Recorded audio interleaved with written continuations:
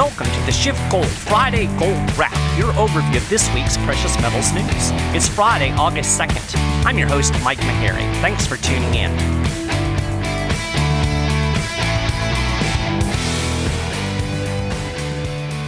Alrighty then, well, this is going to be interesting. I'm actually doing this podcast from my mom's home in sunny Florida.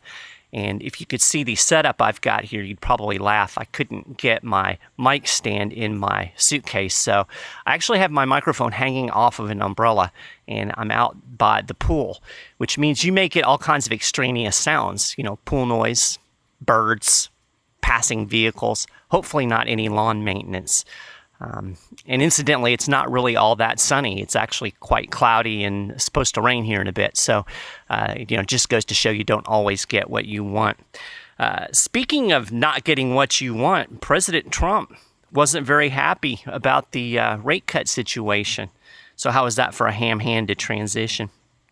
Anyway, the Fed did deliver on Wednesday. The 25 basis point interest rate cut was the first cut in more than a decade. And Jerome Powell left the door open for more future cuts.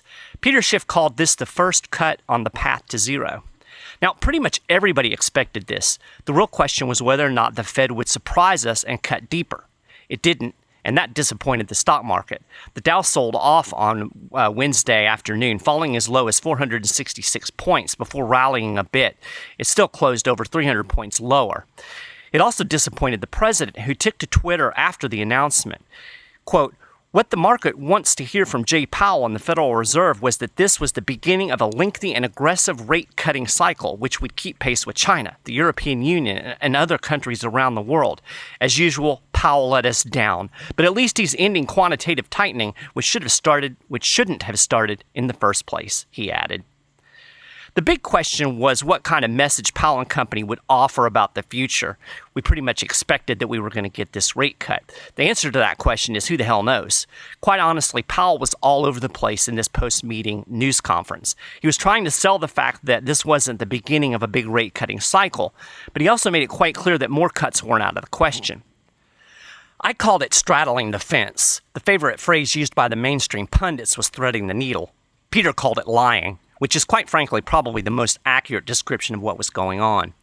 Powell called the 25 basis point cut a mid-cycle adjustment. When asked about future cuts, the Fed chair left the door propped open, saying, "As the committee contemplates the future path of the target range for the federal funds rate, it will continue to monitor the implications of incoming information for the economic outlook and will act as appropriate to sustain the expansion."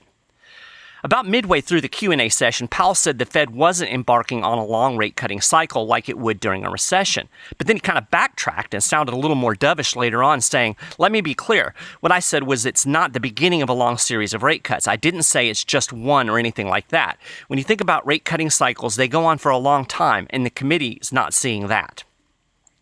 Of course, when the Fed pivoted to the Powell pause last December, most analysts weren't seeing rate cuts down the road. And here we are. Anyway, Powell basically tried to frame this as an insurance policy, insisting that the U.S. economy is strong. He said the central bank wants to keep global problems from spreading into the U.S. Like I said, I think Peter had the best take on all of this. He certainly didn't mince any words. Peter said either he's lying or he's a complete idiot, and I tend to believe it's the former. And the reason he is lying is because if he told the truth, he would scare the shit out of the markets. Now, one thing Powell has right is that we're not going to see a long rate-cutting cycle. You know why? Because there ain't much to cut. The path to zero is pretty darn short. So how did gold react to all of this? Well, it initially sold off pretty sharply, and it was definitely a buy the rumor, sell the fact situation. A lot of the mainstream bought into the insurance policy rhetoric. I saw spot gold go as low as about 1406 on Wednesday, but Thursday morning it was rallying as investors bought the dip. President Trump then interjected some juice into the gold market with, you'll never guess what, trade war tweets. Trump announced a plan to put a 10% tariff on the remaining $300 billion worth of goods and products coming out of China into the United States, beginning on September 1st. He also had a litany of complaints about the Chinese performance in the trade negotiation. With that news, everybody decided that Powell talk notwithstanding, we're going to get more rate cuts. The Dow dropped another 280 points yesterday, and gold soared more than 2%, pushing up to about 1446 before profit takers stepped in. As I record this, gold is trading at around 1438. We're up about 1.4% so far this week, heading for the third weekly gain out of 4. Now, if I was a cynical man, and I am, I would say Trump made this big tariff announcement yesterday to nudge the Fed. Look, the president wants easy money policy, and he wants it bad. He does not want the economy to plunge into recession before the 2020 election. That's what this is all about. I'm pretty sure Trump understands this. I mean, he called the stock market a big, fat, ugly bubble on the campaign trail. That means he gets it. But now it's his big, fat, ugly bubble, and he needs the bad boy to stay inflated. So if Powell isn't going to play ball, why not use the trade war to put pressure on? I mean, it worked, right? After the trade tweets, the market's fully priced in a September rate cut at a 100% chance. It was at about 60%. Look, I don't know if we'll see a recession before the election, but consider this. The last 2 times the Fed cut rates, the recession followed. And despite all of this BS about how strong the U.S. economy is, the numbers tell us otherwise. Lost in all of this Fed and trade war news was some more gloomy economic numbers.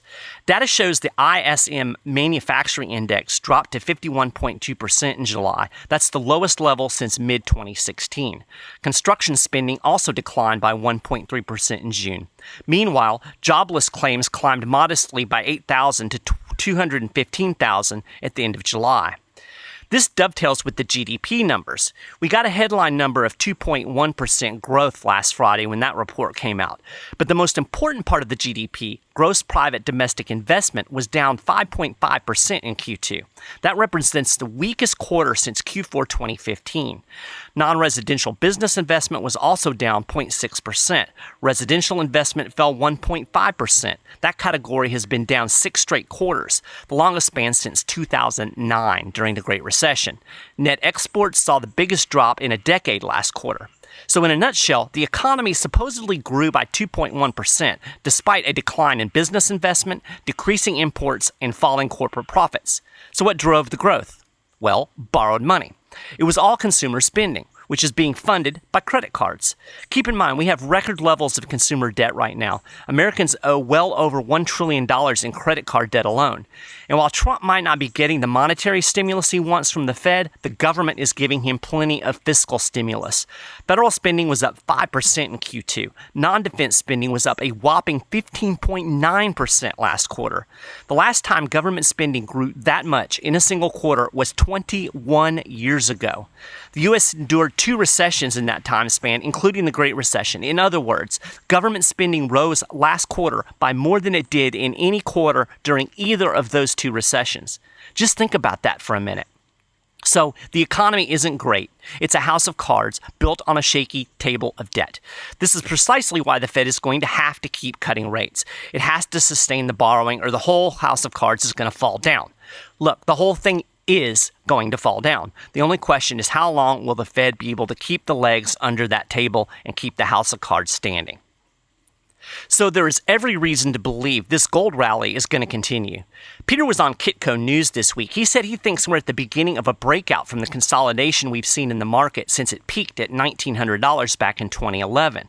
He also said he thinks gold is going to push well above $5,000. Now, investors seem to be catching on, at least catching a little bit of the gold bug. Action in the gold markets picked up significantly in June as prices saw their best monthly gain in 3 years.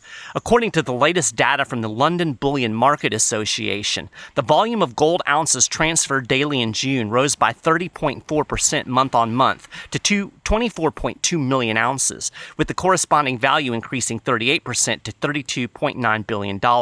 It was the highest volume in 18 months. The LBMA releases clearing statistics each month that show the net volume of gold and silver transferred between accounts of members.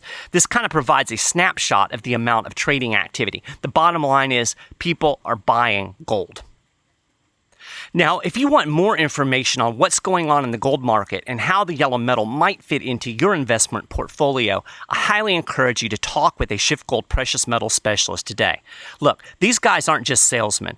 They all have strong educational backgrounds in economics and finance. Just call 1-888-GOLD-160. Talk to those guys today. They can help you out, and they can give you all of the lowdown on what's going on with gold, silver, precious metals, the Fed, all of the things that we're talking about here on the Friday Gold Wrap. Well, that is a gold wrap for this week, coming to you poolside from cloudy Florida. Hopefully this wasn't too bad, because I'm going to tell you what, it wasn't easy to record. At any rate, you can get more details on all of these stories and more, and keep up with the latest precious metals news and analysis throughout the week at SchiffGold.com/news. And if you haven't done it already, you can subscribe to the Friday Gold Wrap over at iTunes or on the SchiffGold YouTube channel. You'll find links for all that stuff, plus some cool articles that relate to the Fed over on the show notes page. Also, don't forget the latest It's Your Dime interview. I talked with Alex Merced, who is the vice chair of the Libertarian National Committee, also a trainer on Wall Street. We had a fantastic conversation about economics and economic education. Alex has put out hundreds of videos on basic economic principles, and we covered some of those things. It's a great discussion. I will also link to that over at the show notes page. So that is a gold wrap for this week. Thanks for listening. I'll talk to you next week.